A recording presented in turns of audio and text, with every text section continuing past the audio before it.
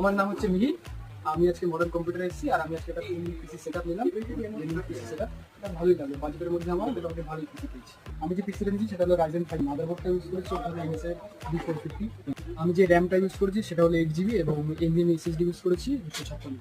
আমি প্রথমত রাইজেন 3 নিতে এসেছিলাম সেটআপটা, তো বাজেটে দেখলাম রাইজেন 5 পেয়ে যাচ্ছি মোটামুটি বাজেটে, ওটার জন্য আমি রাইজেন 5টাই চুজ করি।